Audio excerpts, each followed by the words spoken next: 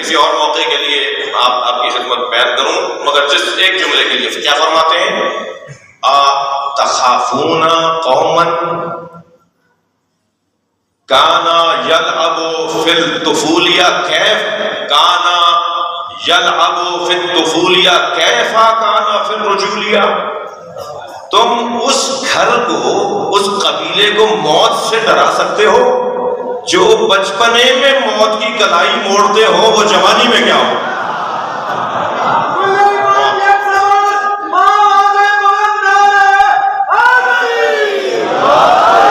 سلامات پڑھے محمد و آل محمد.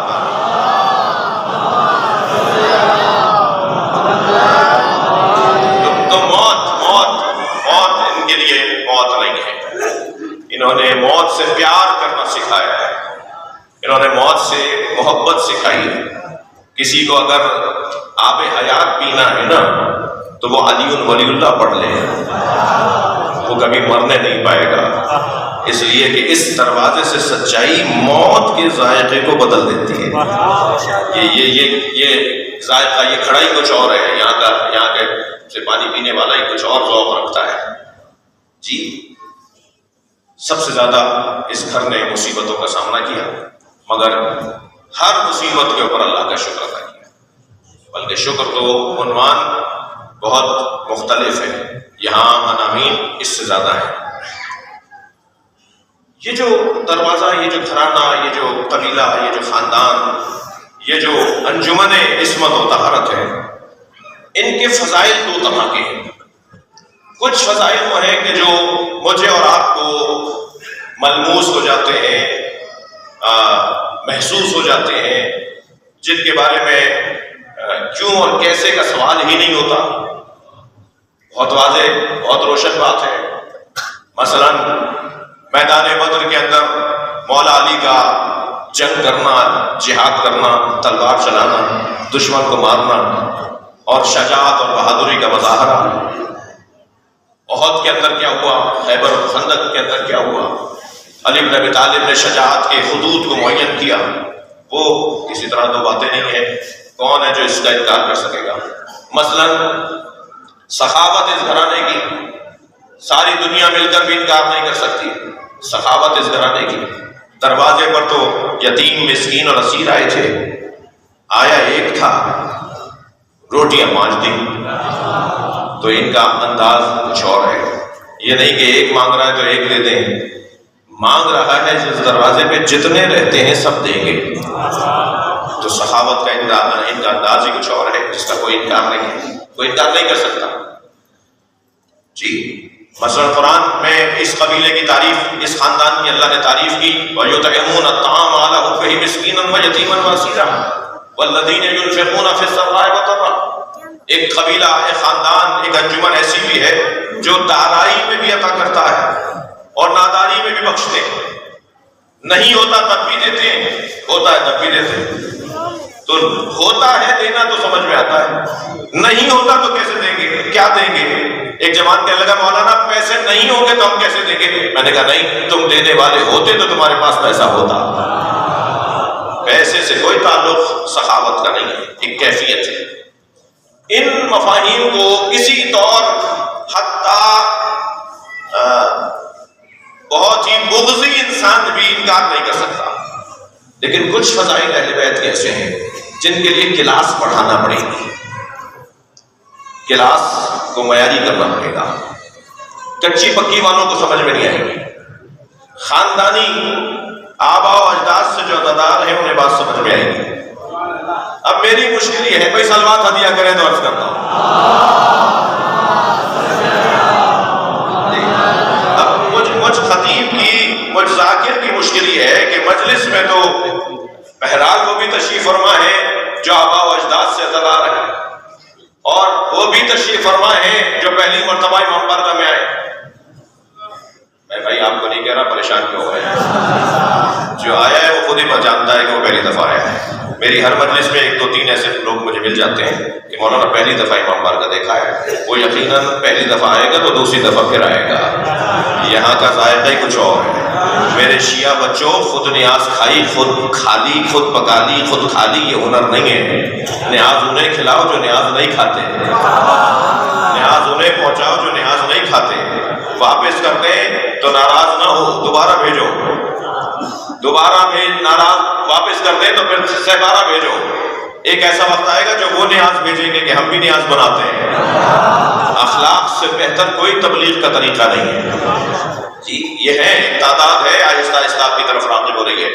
یہ امام بارگاہ بہت بڑے بڑے بنائے گئے تھے، اب چھوٹے پڑ رہے ہیں۔ امام بارگاہ چھوٹے نہیں ہو رہے، حسینیوں میں اضافہ ہو رہا ہے، مسلسل امام حسین کے چاہنے والوں میں اضافہ ہو رہا ہے۔ لہٰذا ہمیں بہت ساری چیزوں کی طرف توجہ کی ضرورت ہے۔ تو وہ جو لوگ جن کو بنیادی طور پر بہت ساری چیزیں خاندان سے ہی سننے کو ملتی، آبا و اجداد سے ہی بات سمجھ میں آتی، ان سے ہٹ کر جو لوگ ہوتے ہیں تھوڑا سا، تو میں ان سے ایک جملہ کہوں گا، اور وہ جملہ یہ ہے کہ بھائی بعض باتوں کو سن لو، سمجھنے کے لیے مرنا پڑے گا۔ آنکھیں بند ہوں گی تب کھلیں گی۔ مولا فرماتے ہیں الناس یناموا اذا ماتوا انتبہوا، لوگ سو رہے ہیں، جب مریں گے تب اٹھیں گے۔ بہت ساری چیزیں تو مرنے کے بعد ہی سمجھ میں آئیں گی۔ ماں کے شکم میں بچے کو آپ بتائیں کہ اسلام آباد میں ایک اقبال ٹاؤن ہے اور اس کے اندر ایک گلی ہے، اس گلی کے اندر کیپٹن صاحب کا گھر ہے، کہے گا جی مجھے کیا واسطہ، مجھے کیا بتا رہے ہیں آپ، میں تو سمجھ ہی نہیں رہا کیا بات کر رہے ہیں آپ۔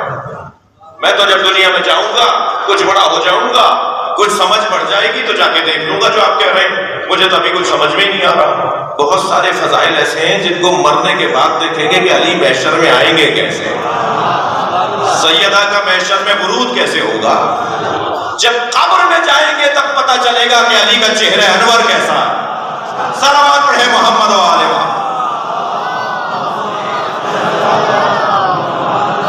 ایک لمبی لسٹ ہے کہ جو مرنے کے بعد بات سمجھ میں آئے گی۔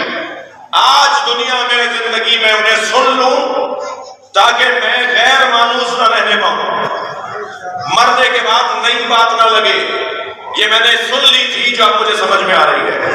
قرآن تو پکار کے کہہ رہا ہے نا کہ لا یتکلمون الا من اذن له الرحمن، محشر میں کسی کو بولنے کی اجازت نہیں ہوگی مگر اسے جسے رحمان بولنے کی اجازت دے گا۔ تو مریں گے، محشر میں جائیں گے تو علی سمجھ میں آئے گا کہ کسے بولنے کی اللہ اجازت دے رہا ہے۔ یا قرآن کی آیت کہتی ہے اذا زلزلت الارض زلزالها واخرجت الارض اثقالها وقال الانسان ما لها، جب زمین چھٹکے کھائے گی اور زمین کے اندر پوشیدہ تمام چیزیں باہر نکل کر آئیں گی تو ایک انسان زمین کو پیار کر کر کے کہے گا تجھے کیا ہو رہا ہے۔ وہ مرحلہ آئے گا تب وہ انسان نظر آئے گا۔ آج تو سن لوں، مان لوں کہ کوئی انسان ہوگا جسے جھٹکا نہیں لگے گا زمین کے جھٹکے سے، جس کے اوپر کوئی فرق نہیں پڑے گا جب زمین جھٹکے کھا رہی ہوگی۔ تو بہت ساری چیزیں ہمیں بعد میں سمجھ میں آئیں گی۔ امام جعفر صادق علیہ السلام کی خدمت میں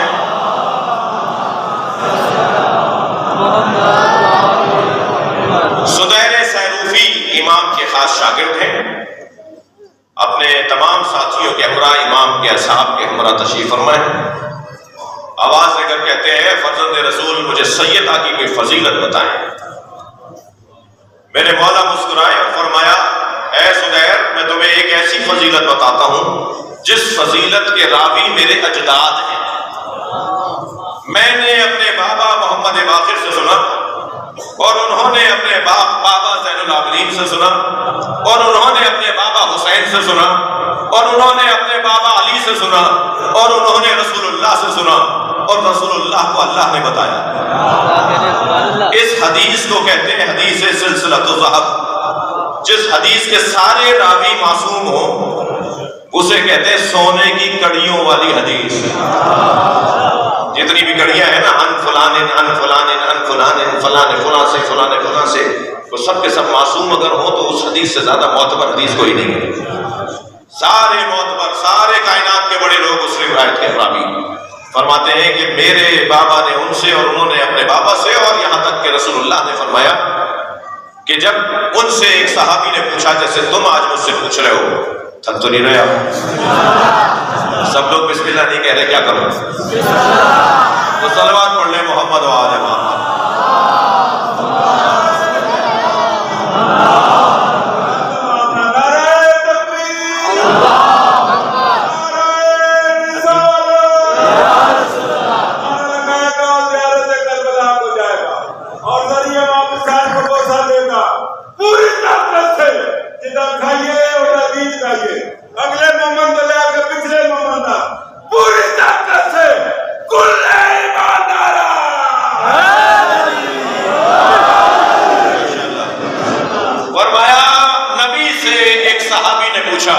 ماشاءاللہ بہت شکریہ، آپ کی توجہات ہیں. فرمایا نبی فرماتے ہیں کہ مجھ سے ایک صحابی فلاں نے پوچھا کہ یا رسول اللہ اپنی بیٹی فاطمہ کی کوئی فضیلت بتائیے. تو نبی نے فرمایا اپنے ان اصحاب سے کہ خلق فاطمہ اللہ قبل ان یخلق الآدم بألف سنہ. اللہ نے میری فاطمہ کو آدم علیہ السلام کی خلقت سے 2000 سال پہلے خلق کیا. نہیں بھائی ایسے فضیلت نہیں سنی جاتی، گردن تو ہلانا پڑے گی آپ کو. کچھ اندھیرے کی وجہ سے مجھے کچھ چہرے نظر بھی نہیں آ رہے، تو گردن ہلائیں تو مجھے پتا چلے کہ میری بات جا رہی ہے. جی میں کیا کروں شکیل بھائی، ایک مجلس پڑھنے ہم گئے تو ایک صاحب بڑے غور سے ہمیں دیکھ رہے تھے، ٹک ٹکی باندھ کے دیکھ رہے تھے. میں نے کہا سارے مجمع میں سب سے زیادہ سمجھداری ہے. تھوڑی دیر کے بعد برابر والے کی گونی لگی تو وہ گر پڑے. میں نے مجلس کے بعد پوچھا بھائی کیا ہوا تھا؟ کہنے لگے یہ آنکھیں کھول کے سو جاتے ہیں. تو خدا کے واسطے گردن ہلاتے رہیے.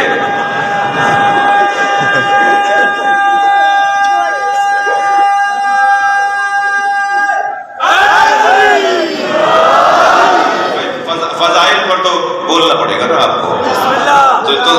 تو فرماتے ہیں کہ اللہ نے حضرت آدم علیہ السلام کی خلقت سے 2000 سال پہلے فاطمہ کو خلق کیا.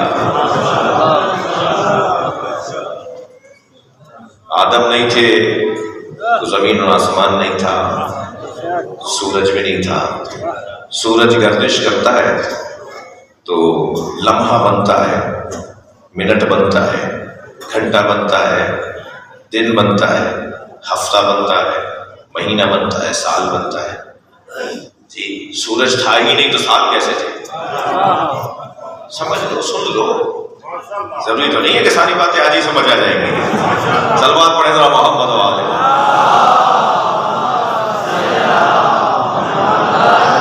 2000 سال پہلے حضرت فاطمہ کے نور کو اللہ نے حضرت آدم سے 2000 سال پہلے خلق کیا. تو اب جیسے یہ سرکار کا فرمان یہاں پر رکا تو اس نے آواز دے کر کہا یا رسول اللہ اس کا مطلب ہے کہ آپ کی فاطمہ انسان نہیں ہے، آدمی انسان نہیں ہے. سرکار مسکرائے فرمایا ان ابنتی فاطمہ حوراء انسیہ، میری فاطمہ انسانی شکل میں حور ہے. بہت شکریہ، بہت شکریہ، آپ کی بات آپ نے بات سن لی. میری فاطمہ انسانی شکل میں حور ہے. سوال کرنے والے نے کہا آپ کی فاطمہ پھر انسانوں میں سے نہیں ہے؟ نبی نے فرمایا انسانی شکل میں حور ہے. سیدہ کے بارے میں یہ کہہ دینا کیا دلیل نہیں ہے کہ اور ائمہ کے لیے بھی ایسے ہی سوچو؟ جی سوال کرنے والے نے تو ہم پہ احسان کر دیا، رکا ہی نہیں یہاں پر. آواز دے کر کہا یا رسول اللہ آپ کی فاطمہ پھر اس وقت میں رہتی کہاں تھی جب ابھی کچھ نہیں تھا اور اللہ نے آپ کی فاطمہ کے نور کو بنایا؟ ایک ماں کی مجلس ہے، سیدہ کے فضائل میں سے کچھ ایک پہلو کی طرف آپ کی توجہ جا رہا ہوں. فرمایا کہ پھر اس وقت آپ کی فاطمہ رہتی کہاں تھی؟ تو نبی نے فرمایا کانت تحت حقۃ العرش. اچھا میرے بچوں آپ ہم سے عربی مانگا کرو کہ مولانا یہ روایت عربی میں سنا دیں. تو ابھی آپ سرچ کر لیجئے، آپ کو 25 حوالے مل جائیں گے. اب حوالے مانگنے کا دور چلا گیا، عبارت ہم سے مانگا کرو. سارا کام ہمیں تو نہیں کرنا، خود کچھ بھی آپ کو بھی تو کرنا ہے نا. جی ایک آیت کا نشان مولانا کہاں لکھی ہے؟ آیت سن لو ہم سے، سرچ کرو بھی سب کے پاس. جی گوگل تو سب کے پاس ہے، تو میں آپ کو عربی میں سنا رہا ہوں نا، سرچ کر لیجئے گا. میرے پاس تو 2 حوالے تھے، آپ کے پاس 50 نکل آئیں گے. کیا فرمایا سرکار نے؟ کانت تحت حقۃ العرش، میری فاطمہ عرش کے نیچے بنی ہوئے ایک حقے میں تھی. میں حقے کا ترجمہ نہیں کر رہا کیونکہ الفاظ ہی نہیں ہیں، ہمارے پاس الفاظ ہی نہیں ہیں۔ اتنا سمجھ لو کہ عرش جس کے وجود پر قائم ہے،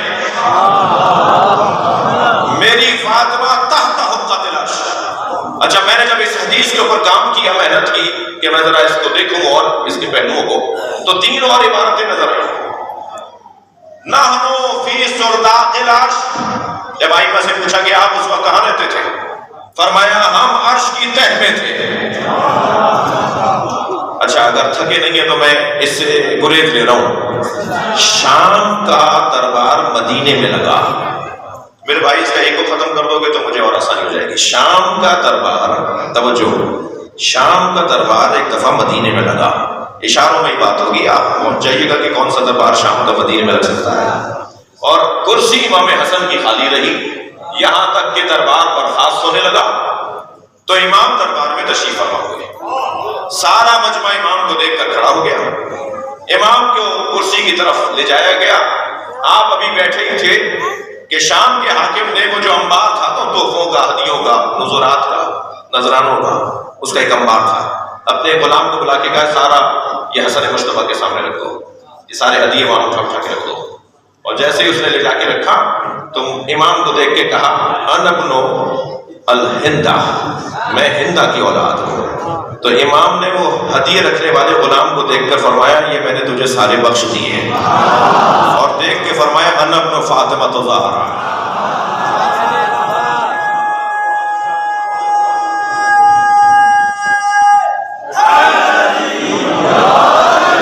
تھوڑا سا آپ میرا ساتھ دے رہے ہیں تو مجھے حوصلہ مل رہا ہے کہ میں فضائل تھوڑے اور پڑھوں۔ تو جب حضرت نے وہ سارے ہدیے بخش دیے نا تو اس کے بعد کسی شخص نے آواز دے کر کہا آپ دیر سے آئے ہیں مگر ہم آپ سے کچھ سننا چاہتے ہیں۔ تو حضرت نے فرمایا میں جو بولوں گا وہ تو میرے خاندان کے فضائل ہیں، تم متحمل ہو کہ میرے خاندان کے فضائل سنو؟ تو میرے مولا نے بھی خطبہ ارشاد فرمایا۔ خطبہ دیتے دیتے جب آپ ایک جگہ رکے اور آپ نے ایک لمحے کے لیے توقف فرمایا تو ایک شخص کی آواز آئی کہ آپ باتیں بہت بڑی کر رہے ہیں، معاذ اللہ، توہین کرنے والے نے توہین کی۔ شام کا دربار تھا بھائی۔ تو حضرت نے فرمایا سنو سنو، لو شئت لجعلت عراق شاما وشام عراقا والشمال جنوبا وجنوب شمالا، میں چاہوں تو عراق کو شام بنا دوں، شام کو عراق بنا دوں، جنوب کو شمال بنا دوں، شمال کو جنوب بنا دوں۔ کہنے لگا فمو کا صغیر و کلاموں کا کبیر، آپ کا دہن معاذ اللہ کہنے لگا چھوٹا ہے، باتیں بڑی کر رہے ہیں آپ۔ تو فنظر الیہ شذرا، امام نے اسے غور سے دیکھا، غور سے دیکھتے ہوئے فرمایا اما تستحین تجلسین فی الرجال، تجھے شرم نہیں آ رہی مردوں میں بیٹھی ہے؟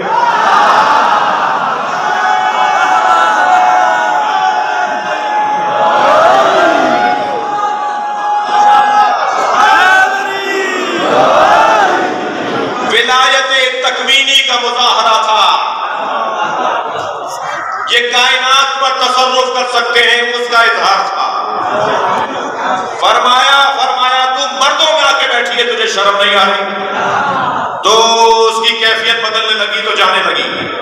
جاتے ہوئے دیکھ کر امام نے فرمایا تیری جو زوجہ تھی اب وہ تیرا شوہر ہو گئی ہے۔ میں مولا سے ہاتھ جوڑ کر کہوں گا مولا بے ادبی تو اس نے کی تھی، سزا اس کو کیوں دے رہے ہیں؟ تو عجب نہیں امام کا جواب آئے بروں کے ساتھ بیٹھنے کی برائی ملتی ہے، تم ایسے کے ساتھ رہ کیوں رہے ہو کہ جو اہل بیت کی توہین کرنے والے ہیں؟ صلوات پڑھے محمد و آل محمد۔